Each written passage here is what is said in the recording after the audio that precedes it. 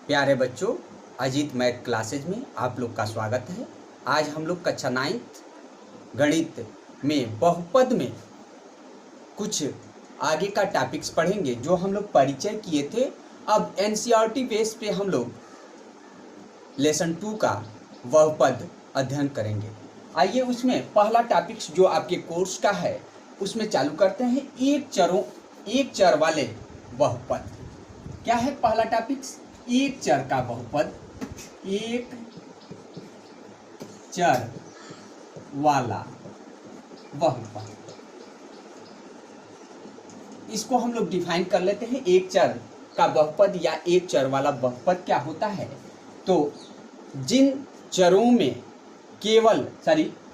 समीकरण में केवल एक चर होता है। फॉर एग्जाम्पल लेकर हम लोग समझते हैं कि एक्स स्क्वायर कामा 2x कामा एक्स स्क्वायर प्लस 2x आदि इत्यादि, इन सारे समीकरणों में हम देख रहे हैं केवल एक चर अर्थात यक्स है। तो इस प्रकार के जो हमारे बहुपद होंगे वह क्या होंगे? एक चर वाले बहुपद कहलाएंगे। अब आज ये बहुपद में पद क्या? तो अगला है कि बहुपद में पद। तो एक चर वाले बहुपद में भी पद होते हैं। पद क्या होता है? तो एग्जाम्पल के तौर पे अगर हम ये ले लेते हैं, यही लेते हैं, तो एक्स स्क्वायर प्लस 2x में एक्स स्क्वायर तथा 2x पद है। इस प्रकार ये स्पष्ट होता है कि बहुपद में पद प्लस या माइनस के बाद से जो टर्म्स आते हैं वह पद कहलाते हैं। इसी प्रकार एक और उदाहरण लेते हैं। X square plus 3x plus 5 में 3 पद हैं। एक एक्स स्क्वायर एक पद है और ये 3x एक पद है और उसके बाद से 5 एक पद है। इन पदों के गुणांक अर्थात इन पदों के गुणांक भी होते हैं। क्या होता है? गुणांक होता है। तो गुणांक क्या होता है? तो गुणांक को हम बहुपद के प्रत्येक पद का एक गुणांक होता है। क्या हम जानते हैं? बहुपद के प्रत्येक पद का एक गुणांक होता है और गुणांक उसके आगे निरूपित होता है। अर्थात यदि आपको लिखा गया है कि एक्स स्क्वायर, तो इस बहुपद का गुणांक इसके आगे 1 है। यदि लिखा गया है 3x, तो इस बहुपद का गुणांक क्या है? गुणांक बराबर 3 है। इस बहुपद का गुणांक क्या है? गुणांक बराबर 1 है। इस प्रकार से ये स्पष्ट होता है कि बहुपद में पद के आगे जो वैल्यू होता है वह क्या होता है? गुणांक होता है। अब आज ये बहुपद के हम लोग शून्य बहुपद की भी थोड़ा चर्चा कर लेते हैं और अचर बहुपद की भी चर्चा कर लेते हैं। एक शून्य बहुपद होता है और एक अचर बहुपद। तो पहले अचर बहुपद क्या है? अचर बहुपद अर्थात वे बहुपद जिसमें चर न हो। अर्थात यदि 2 लिख दिया गया तो इसमें x⁴ अर्थात ये चर इसमें नहीं दिख रहा है, तो इस प्रकार के बहुपद को क्या कहेंगे? अचर बहुपद कहा जाता है। अर्थात 2, 5, 6 ये क्या है? अचर बहुपद है। ये क्या है? अचर बहुपद है। अब आ जाइए शून्य बहुपद। शून्य बहुपद क्या होता है?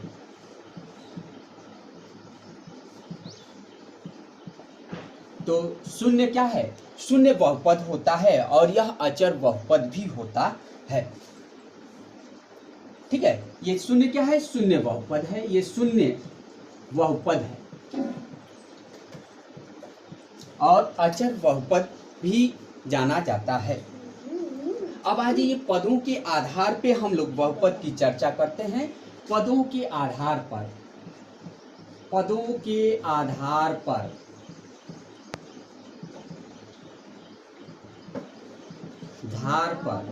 बहुपद ध्यान दीजिए, पदों के आधार पे बहुपद को हम उनके संख्या के आधार पे बांटते हैं कि यदि बहुपद में एक पद है तो एक पदीय बहुपद कहेंगे, पद में बहुपद में दो पद है तो द्विपदी कहेंगे, और तीन पद है तो त्रिपदी। यहाँ पे उदाहरण लेकर हम लोग देख लेते हैं कि एक पदीय बहुपद क्या होता है। एक पदी तो एक पदीय बहुपद, एक पदी बहुपद। दूसरा आपका हो गया द्विपदी बहुपद, और तीसरा आपका हो गया त्रिपदी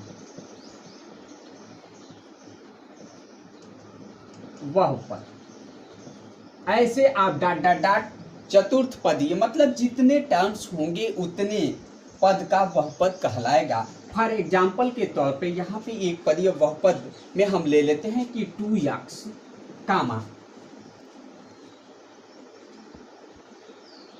2, 5x3, ये सारे क्या है, एक पदीय बहुपद के उदाहरण हैं। अर्थात इसमें एक पद है, अतः यह एक पदीय बहुपद कहलाया।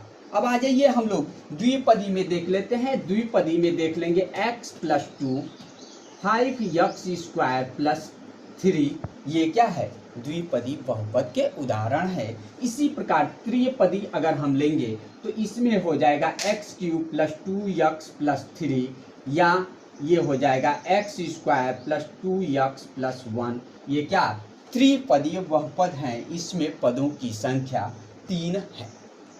अब आ जाइए बहुपद की घात की चर्चा कर लेते हैं।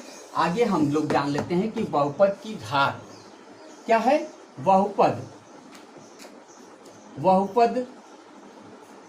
की घात, बहुपद का क्या, बहुपद का घात क्या होता है, तो बहुपद में अधिकतम, बहुपद में चरों की अधिकतम घात को, बहुपद में चरों की अधिकतम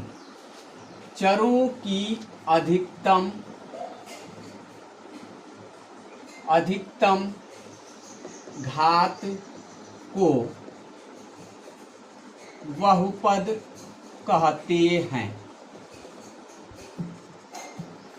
ठीक है, अर्थात फॉर एग्जाम्पल एक हम ले लेते हैं।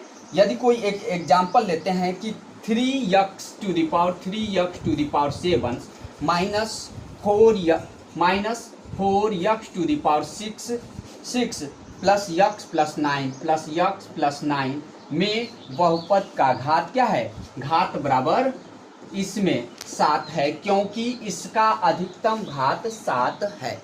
आज का टॉपिक्स हम लोग का यही समाप्त होता है। आगे हम लोग इसी क्रम में आगे का टॉपिक्स अगले दिन देखेंगे। यदि मेरा वीडियो पसंद आता है तो आप इसको लाइक और शेयर करिए।